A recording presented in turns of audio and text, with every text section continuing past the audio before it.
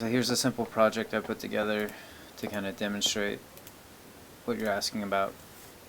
And here I've got a floor, I've got a main camera, I've got three objects, a cube, a cylinder, and a sphere, so whatever table, chair, room, object you want.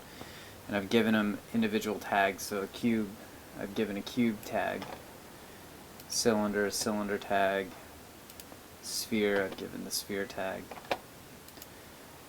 And then on each of those I've attached a script that's called object script. It's just a blank script. If we went to edit this, it would just be empty. That's it. That's really just a way of referencing the object to find it in the scene and add it to our array, which exists in our other script, which is called our object view selector. So I've created this other script which has an array which is empty right now. Go to edit script, you can see I've created a few variables, so 3 booleans, view cube, view cylinder, view sphere, which will tell us basically when we want to activate each object in the viewport and when we want to turn off the visibility for those objects. So I've created an item selector just for a simple selection menu. You'll have this tied into however you want in your game, but what I've created to begin with is just a simple script that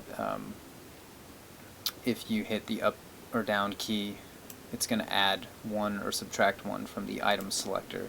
It's an integer, so it's just counting up or down. And then item selector, if it's greater than 4, because I only have 4 objects in my scene, so I just set a limit, it's going to just go back to the first number 1. If it's less than 0, it's going to go back to 3, and then just creates a simple counter basically. And then I have a condition for each number, so if item selector equals 1, then view cube is true, else it's false. And then 2 is for cylinder, and 3 is for sphere. And then what I've done is I've created a for loop down here. Actually, let me jump back up here really quick and say, let's say, what I'm doing here on this line is I'm adding all of the objects in the scene that have that object script attached to them. So each object that I've created has that script attached to it. So it's basically going to look for any object in the scene that has that script attached to it, and it's going to push it into this viewable objects array, which I've created up here. And I'll demonstrate all this in a minute when I test the script out. Down here it's basically saying I'm creating a for loop, and I'm saying if I, which is just an integer which equals 0, is greater or less than the object count, then we're just going to go to the next. We're going to add 1 to I. So it's just going to basically cycle through until it reaches object count. And object count, I've stated up here, is the length of viewable objects. So first we're pushing all the objects into an array, and then we're storing the length of the array, how many items are in that array, into another integer, and it's giving it a number value. So if there's 3 objects that get pushed into this array, then we're going to have our object count is going to be 3, right? So then we have here our for loop, and in the for loop I'm looking to see what is visible. So if view cube is visible, we're going to reference that item in the array. So it's going to first grab the item in the array. It's going to see if the tag is equal to cube, and if it is a cube, if it is tagged cube, then we're going to turn the render to true. We're going to turn its renderer. We're going to enable it. Otherwise, if it's not, if view cube is not true, or if our item selector is not on 1. If it's 2, it's gonna disable that renderer. So basically, I'm gonna cycle through that per frame. Put all of this in my update method, so that each frame, all of this is being evaluated per frame. Okay, so let's go into Unity and just test this out so you can see how this works. Oh, and I just want to say, on each object, you'll notice has a mesh renderer.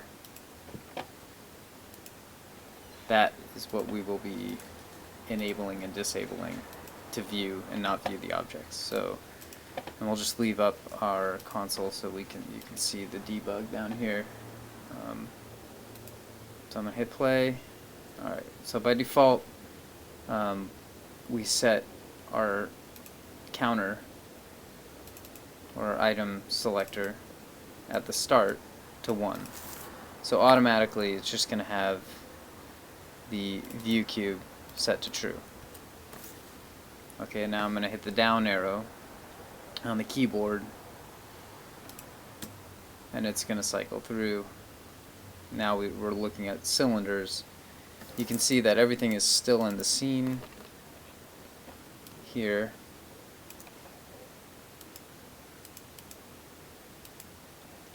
If we look at our object view selector, we can see that all of our objects are indeed in the scene, and it's pushing them into the array like we asked it to.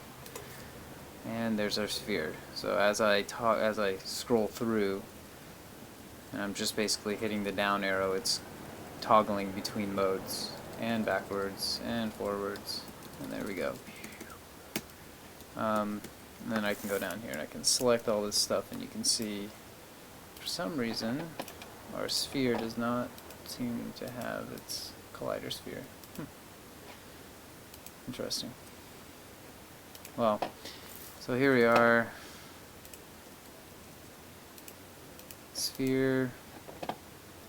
And you can see, since our sphere is not being seen right now, the mesh render's off. If I toggle through, there it is. Mesh render turns on. I should be updating here, but for whatever reason it's not. But I can guarantee that those objects are there, even though you don't see them. They still exist in the scene. That's the actual collider box here for the cube. So if you had a third person in there, a third person controller in there, and you tried to walk to that, it would collide and interact with that object, even though you can't see it. So that's it. Yeah, and I've just created, these are just my debugs here. You can see. Let's go ahead and clear that. Rerun this. Yeah, so as I toggle through, you can see number 2, number 3. Yep, that's it.